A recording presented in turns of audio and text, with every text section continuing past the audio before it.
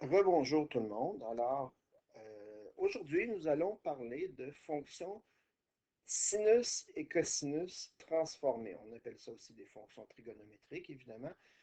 Et nous allons aussi appeler ça des fonctions sinusoïdales, donc par la forme du graphique que ça fait.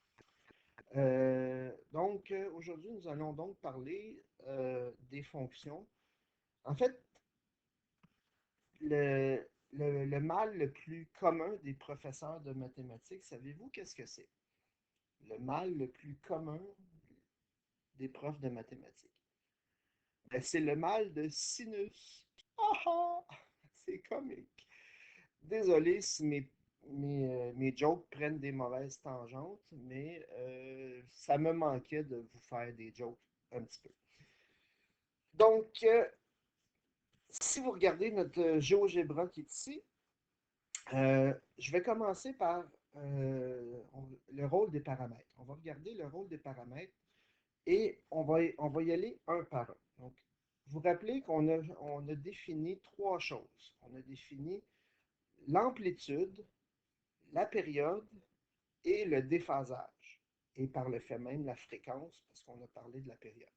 Mais l'amplitude, la période et le déphasage. On va regarder dans ces quatre paramètres-là, qu'est-ce qui va être modifié dans les différents selon les différents paramètres. Donc, vous voyez, j'ai un curseur du paramètre A qui vient d'apparaître. Si j'augmente le paramètre A, qu'est-ce qui arrive? Si j'augmente le paramètre A, on va s'installer ici. Est-ce que c'est l'amplitude, la période ou le déphasage qui est modifié?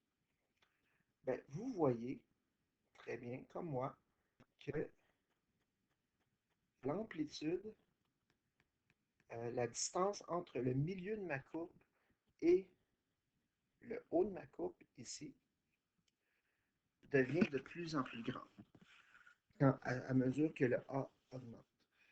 Si le A devient négatif, si le A est négatif, comme vous voyez là, là je vais peut-être le mettre à A égale à moins 1 pour qu'on le voit comme il faut. OK? Par rapport à A égale à 1, qu'est-ce qu'on a fait? C'est qu'on a fait une symétrie par rapport à l'axe des X. Mais si vous remarquez, symétrie par rapport à l'axe des X, ça ne change pas l'amplitude. Donc, ça veut dire que l'amplitude, c'est toujours un nombre positif, même si le A est négatif. Ce qui veut dire que le paramètre A va modifier l'amplitude. L'amplitude de mon graphique. Et l'amplitude, comment elle va se calculer? Bien, si le A vaut moins 1, l'amplitude vaut quand même 1. Vous vous rappelez, qu'est-ce qui rend un nombre négatif positif? C'est si je le prends en valeur absolue. Donc, valeur absolue de A. Là, on voit très bien. Là, si je prends comme point de départ le point 0, 0 ici, si le A est positif, je vais peut-être y aller si le A est positif, comme on faisait avec euh, le graphique qui était ici, donc si le A est positif, mettons le A vaut 0,95, vous voyez que la forme du graphique à partir du point de départ, c'est toujours vers le haut. Donc, on va se tracer une esquisse du graphique, c'est-à-dire ça va partir comme ça, et si on se trace un cycle de une période, ça donne cette allure-là. Donc ici, ça va être notre point HK. Mais pourquoi HK? Parce que ici, c'est 0, 0. Okay? Vous voyez que si le H et le K valent 0, 0, à partir de 0, 0, ça fait cette forme-là de graphique. Mais quand on fait un graphique avec le A négatif, ben, tout ça, à partir du point de départ, tout ça fait une symétrie par rapport à l'axe des X. Donc, on va partir, vous voyez que le graphique avec le A négatif part dans l'autre sens. Tout ce qu'on a besoin de faire, vous voyez ici, le graphique part dans l'autre sens et fait ça comme ça. La période n'a pas changé. La période, c'est exactement encore 2π. Donc, le paramètre A ne change pas la période.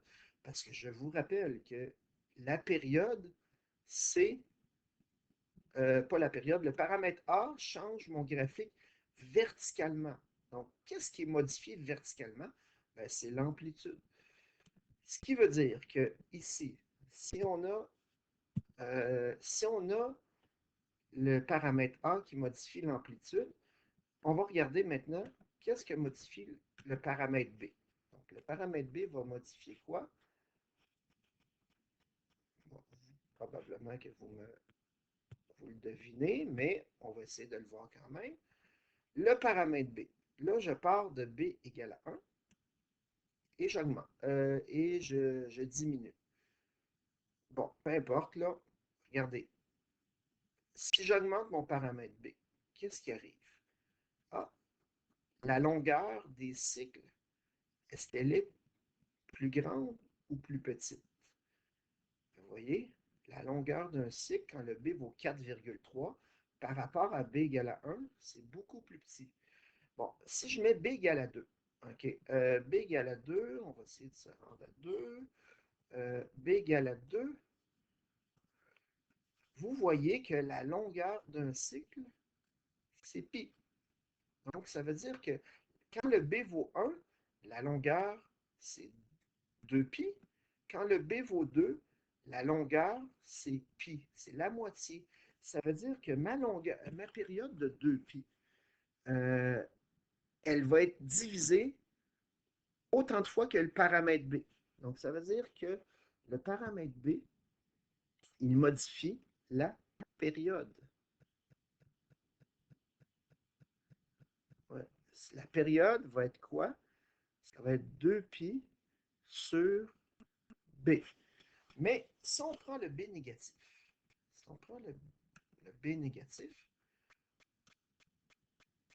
bon, le B négatif, ça fait une symétrie par rapport à l'axe des Y. Donc, je prends B égale à 0,7 et si je me rends à moins 0,7, on y va comme ça, moins 0,7, vous voyez, on a fait une symétrie par rapport à l'axe des Y. Donc, tout ce qui était à droite ici, tout ce qui était à droite ici, arrive à gauche. Mais est-ce que faire une symétrie par rapport à l'axe des Y revient à la même chose que faire une symétrie par rapport à l'axe des X? Si je prends ça, le graphique de sinus, puis que je prends le graphique de sinus selon l'axe des Y, ben, cette portion-là ici arrive ici. Mais si je fais l'axe des X, cette portion-là arrive en bas. Donc, ce que vous voyez, c'est que globalement, faire la symétrie par rapport à l'axe des X revient à la même chose que faire la symétrie par rapport à l'axe des Y. Ce qui veut dire que quand le B est positif, quand le B est négatif, on ne s'en préoccupera pas. Parce que tout ce qu'on sait, c'est que sinus de, si je mets le B négatif, sinus de moins X, si je mets le B négatif, ça revient à la même chose que mettre le A négatif. Donc, faire une symétrie par rapport à l'axe des X. Donc, c'est sinus de moins X revient à moins sinus X. Évidemment, si vous avez votre B négatif, pour un sinus, tout ce que vous avez à faire, c'est rendre le A négatif et ça fait le même effet sur le graphique. Là, on va voir un petit peu plus tard qu'est-ce qui arrive avec le cos. Okay, le cos, est-ce qu'il y a la même règle? Donc, on va le voir un petit peu plus tard. Le paramètre H, bon, ça, je pense que vous le connaissez depuis. Le paramètre H, dans les faits, c'est euh, paramètre H, c'est la translation horizontale de mon graphique. Donc, j'en fais un petit exemple. Là. Je pars de h égale à 0 à h égale à moins 2,5, tiens, moins 2,4. Vous voyez que si je me déplace vers la gauche, le h devient de plus en plus négatif, donc le h diminue. Et si je me déplace vers la droite, c'est que le h augmente. Donc le h augmente. J'ai un point B aussi qui se déplace, là, mais ça, n'en tenez pas compte pour tout de suite. Donc, le paramètre H modifie quoi? Ben, modifie, ça s'appelle le déphasage. Donc, le déphasage de ma courbe. Et le paramètre K, bon, je n'ai pas besoin de le faire, vous le savez, c'est la translation verticale de mon graphique. Translation verticale de mon graphique. Bon, fait qu'on a le rôle des 4 paramètres. Maintenant, allons-y, regardons ce qui arrive avec le cosinus. Le cosinus, si on oublie le sinus, puis on regarde le cosinus, on va regarder ça, ça sera pas. Alors, pour le cosinus, donc j'ai fait afficher le graphique. Vous vous rappelez que le graphique de cosinus ne passe pas par 0, 0.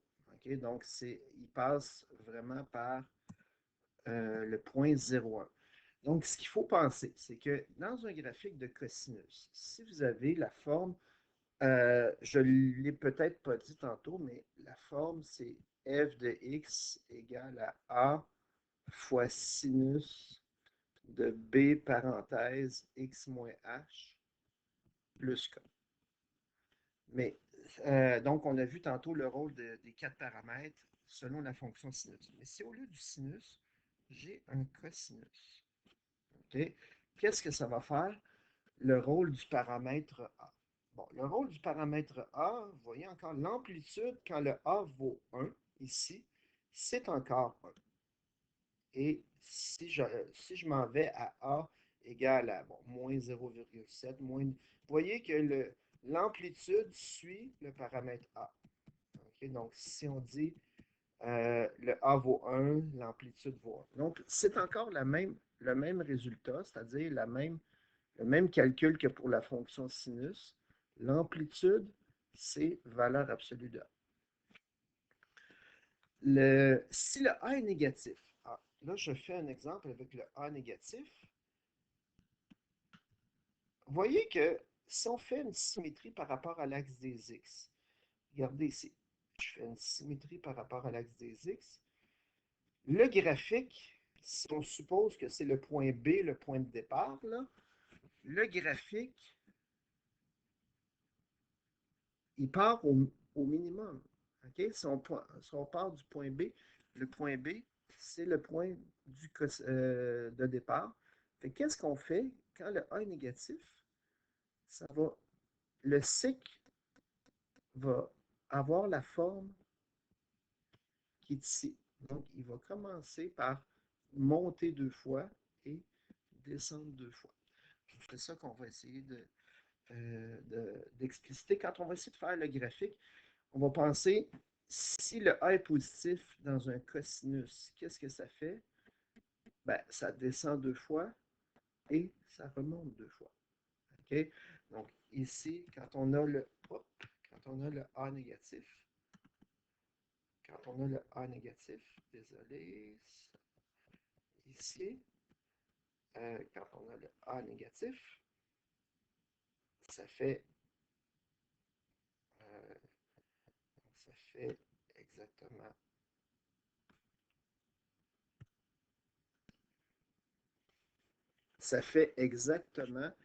un graphique qui part au minimum. Mais quand le A est positif, ça fait un graphique qui part au maximum. Donc, la différence avec un sinus et un cosinus, si on part d'un sinus, le sinus part toujours du milieu de la courbe, okay, qui est ici, okay, soit sur l'axe des X ou sur la valeur du paramètre H. Tandis que le cosinus, il part soit du maximum, soit du minimum. C'est ça le point de départ. Mais le point de départ, est-ce que ça va être HK? Bon, là, j'ai laissé pour la période, pour le paramètre B, si on regarde encore les modifications, vous allez voir que pour le cosinus, c'est encore la même chose. Ça modifie la période. OK? Donc, on va essayer de le modifier. Donc, si je change le paramètre B, vous voyez que la période, quand je diminue le paramètre B, en fait, en valeur absolue, si vous voyez que quand le paramètre B vaut 2, okay, si j'y vais avec 2, la période, elle vaut pi. Donc, la longueur d'un cycle ici, c'est pi. Ce qui fait que la période, c'est encore 2pi sur B. Mais si le B est négatif, qu'est-ce qu'on fait? Si le B est négatif, la période, il faut que ça soit un nombre positif. Donc, c'est un chiffre. La période va être 2pi sur valeur absolue de B. Bon, si on regarde le cosinus, quand je mets le cosinus avec un B négatif, le cosinus avec un B négatif, ça fait quoi? Là, j'ai mis le A vaut 1. Donc, regardez, cosinus avec un B négatif, ça fait une symétrie par rapport à l'axe des Y. Mais regardez, par rapport à moins 2,3 et B égale à 2,3. Okay, j'y vais avec 2,3. 2,3. Est-ce que vous remarquez que si on fait la symétrie de ce graphique-là par rapport à l'axe des Y, ça donne exactement le même graphique? Ce qui veut dire que pour le cosinus, le cos de moins x puis le cos de x, c'est la même affaire. Donc, est-ce qu'on va se casser la tête à trouver un B négatif? Non. On va se casser la tête peut-être quand on a un sinus qui a un B négatif, on va mettre le A négatif, mais quand c'est un cosinus, mettre le B négatif fait la même chose que si le B était positif. Donc, on va essayer de trouver le B positif. OK? Pour le paramètre H et K, là, je veux juste vous faire remarquer ici que le H et le K valent 0. Le H et le K valent 0. Mais est-ce que ça passe par 0, 0? Non. Ça passe par quel point le cos? Bien, ça, c'est le point 0, 1. Mais c'est quoi ça? Le 0, je suis d'accord, c'est H. OK? Le 1, c'est quoi? Ben, c'est 0 qu'on a additionné 1. Mais 1, c'est l'amplitude. Donc, ça, c'est K plus l'amplitude. Bon, je ne marquerai pas l'amplitude parce que si le A est négatif, le point va être en bas. C'est le paramètre A. Fait que le point de départ d'un cosinus, c'est tout le temps H avec K plus A. Si je mets le A négatif, vous allez voir, si je mets le A négatif, le point de départ qui est ici, le point B, c'est encore à 0 avec moins 3,3. Ben, c'est quoi ça? C'est comme H avec le K, qui est 0, plus le A. Mais le A, comme il est négatif, ça me donne un chiffre négatif. OK? Donc, ça veut dire que le, le paramètre H et K, oui, c'est responsable de la translation horizontale, translation verticale. Mais, qu'est-ce qu'on fait? Ça nous sert aussi de point de départ. Fait que, point de départ, pour un sinus, c'est HK.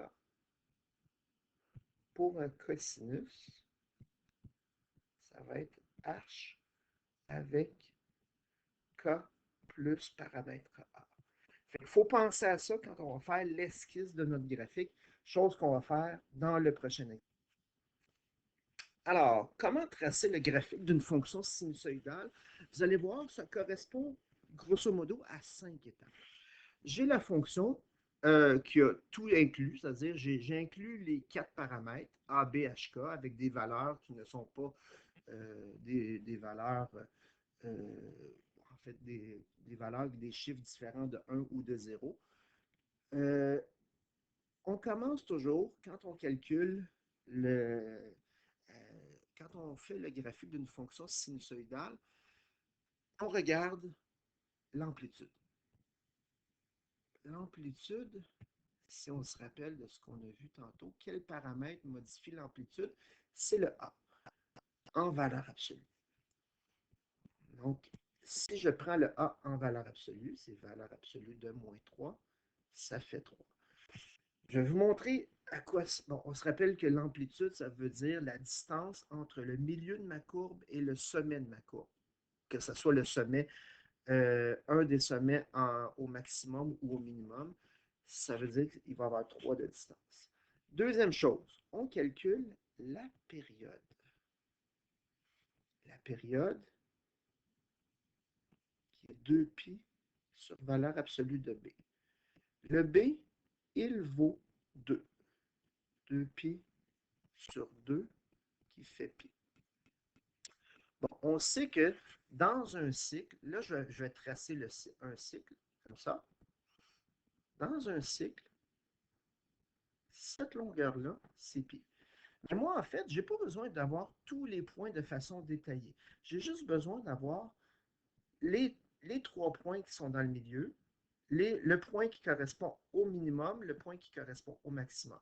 Ce qui fait que ma période, mon cycle ici, on le divise, si vous voyez. Moi, j'ai juste besoin de 1, 2, 3, 4 parties. J'ai juste besoin de savoir quelles sont la longueur de ces 4 parties-là. Ben, c'est quoi la longueur? Ben, c'est la période divisée par 4. Okay? Donc, on calcule la période. Moi, ce qui m'intéresse dans l'esquisse du graphique, c'est juste avoir les points qui correspondent au milieu, au maximum et au minimum. Puis après ça, on fait une esquisse du graphique à partir de ces 5 points-là. Fait qu'on divise la période en 4. Fait que ça fait pi sur 4. Et qu'est-ce que ça va être, ça, pi sur 4? Ça va être essentiellement la distance entre chaque point qui correspond ici. Pi sur 4, pi sur 4, pi sur 4, pi sur 4. OK? Bon, on a calculé ça. Ensuite, il faut se poser la question de quelle va être la forme de mon sinus. Est-ce que là, j'ai un sinus avec un A négatif? Okay. Sinus avec un A négatif. Sinus, le graphique part dans le milieu. Le point de départ, que je n'ai pas marqué d'ailleurs, on va peut-être le marquer ici. Le point de départ, c'est HK. Là, je vous montre les 5 étapes, mais ils peuvent être faits vraiment dans un ordre arbitraire. Ce n'est pas obligé de suivre exactement l'ordre que j'ai fait. Ils peuvent être faits en autant que vous les calculiez. Donc, le point de départ, c'est HK. Le point de départ ici, HK, c'est pi sur 2, 4. Pi sur 2, 4. Mais après ça, vous savez que c'est un sinus avec un A négatif. Un sinus avec un A négatif, ça veut dire que le graphique, si le milieu de ma courbe est comme ça, le graphique va partir vers le bas. Donc, moi, ce que je veux que vous traciez à la 5e étape, c'est une esquisse de qu'est-ce que le graphique a l'air. Fait que si on part du fait que le point de départ, c'est pi sur 2, 4, à chaque fois qu'on va se tasser, on va trouver le point suivant, on va se tasser du quart de la période, c'est-à-dire qu'on va se tasser de pi sur 4. Mais on va monter ou descendre de combien? Le petit segment vertical que j'ai tracé ici dans le graphique, ça correspond à l'amplitude. Ben, rappelez-vous, l'amplitude, elle valait 3. Donc, je vais monter ou descendre de 3. Ici, je me tasse de pi sur 4. Je remonte de 3. Je me tasse de pi sur 4. Je remonte de 3. Je tasse de pi sur 4. Et je redescends de 3. Bon, cette esquisse-là est suffisante, si vous voulez, juste faire, si vous voulez faire juste une esquisse. Si vous voulez faire le graphique précis, bon, il faut utiliser le plan cartésien. Donc, le plan cartésien qu'il y a là, si je fais mes axes, si je dis ça, si je fais l'axe ici et l'axe qu'il y a là, donc j'ai fait l'axe des X, l'axe des Y, là. Je vais graduer souvent l'axe des X, l'axe des Y. La graduation qu'on va utiliser, ça va être souvent la graduation du quart de la période. Est-ce que c'est obligé de faire ça? Non. Mais moi, ce que je peux faire, je peux utiliser deux graduations qui vaut pi sur 4. Puis là, faut penser aussi à notre point de départ. Comment on va graduer l'axe des Y? Si notre point de départ, c'est pi sur 2, 4, puis que moi, l'amplitude, c'est 3, ça veut dire que 1, 2, 3, 4, je pourrais graduer par 1 ici. Parce que le plus haut que je vais monter, c'est 7. Le plus bas que je vais descendre, c'est quoi? Ben, c'est 4 moins l'amplitude. C'est-à-dire, le minimum, ça va être 1. Fait que là, si je pars de mon pi sur 4, 4, qui est mon point de départ. Là, à chaque fois, rappelez-vous, à chaque fois que je me tasse ici, je me tasse de pi sur 4 et je descends de 3. Donc, je me tasse de pi sur 4, qui est 2 graduations, et je descends de 3, j'arrive au point qui est ici. Après ça, je me tasse encore de pi sur 4, je remonte de 3, je me tasse encore de pi sur 4 et je m'en vais au maximum. Donc, c'est un sinus. Là, excusez encore, je n'ai pas de crayon, donc ça va faire cette chose-là. Mais on peut continuer le graphique pour compléter tout le plan cartésien. À toutes les fois que je me tasse de pi sur 4, là, ici, si vous voyez, il faut que je monte au maximum, comme ça. Après ça, je me tasse de pi sur 4, je reviens dans le milieu.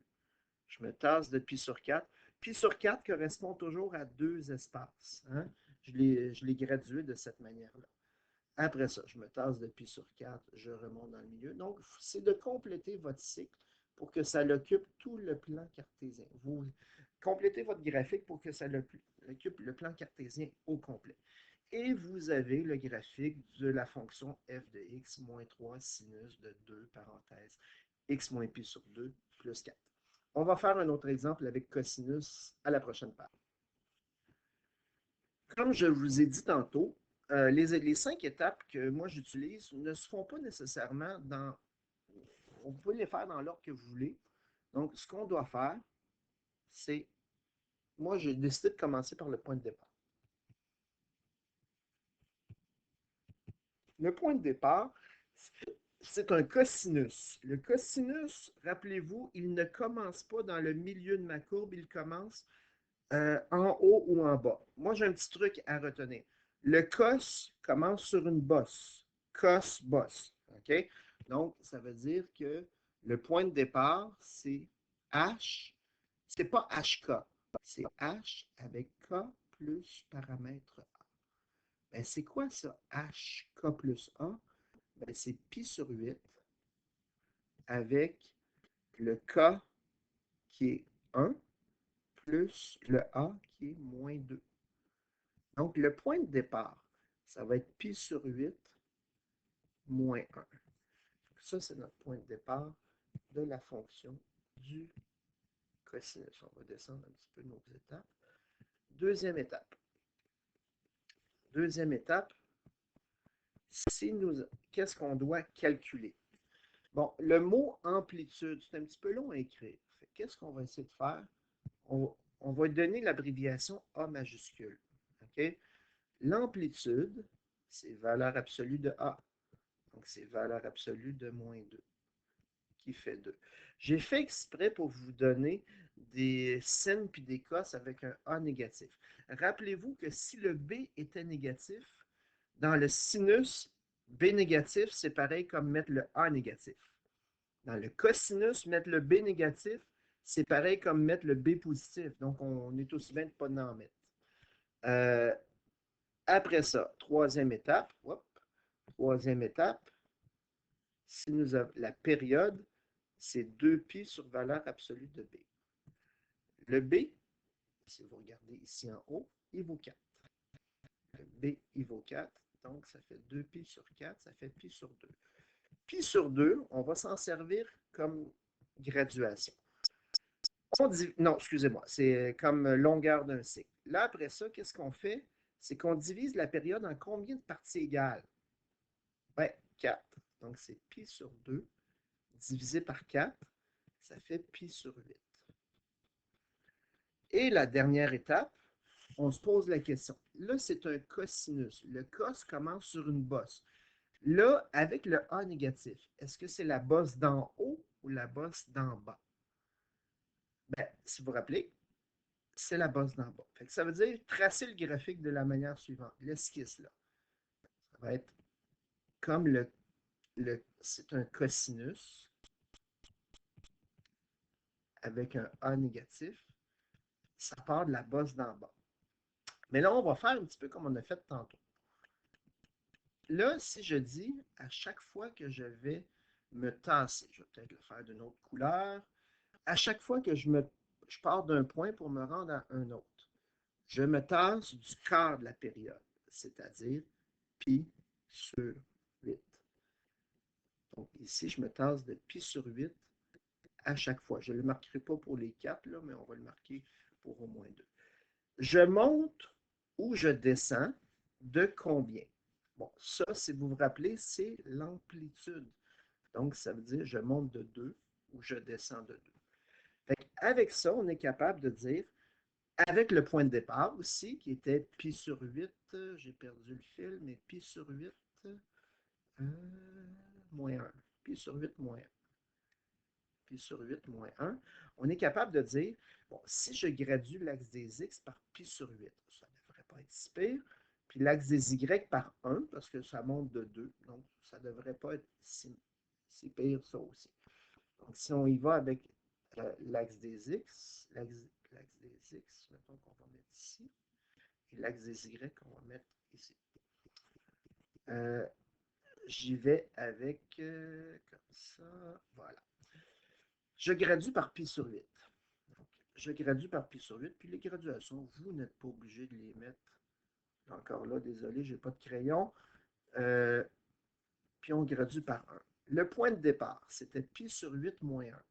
Je vais peut-être effacer mon pi sur 8, là, mais pour voir que le point de départ, c'est pi sur 8 moins 1.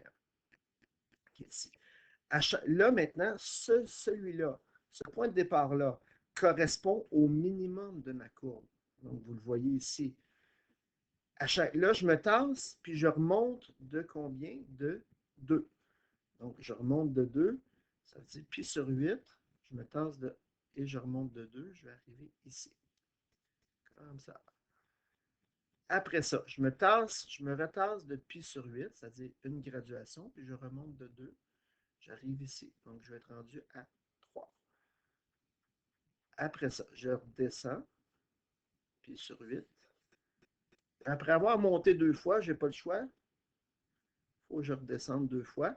Donc, on se tasse tout le temps de 1 carreau, puis on monte ou on descend de 2. C'est ça que ça nous dit. Et on complète le graphique pour le faire sur tout le plan cartésien. Je vais le faire dans quelques secondes. Voilà le graphique complété. Alors, sur tout le graphique. Donc, là, quand on a un graphique de fonction sinusoïdale, là, la question qu'on se pose, qu'est-ce qui va nous différencier d'un cos ou d'un sin? Bien, vous allez voir que n'importe quel graphique peut s'exprimer en cos ou en sin. On va le voir dans la prochaine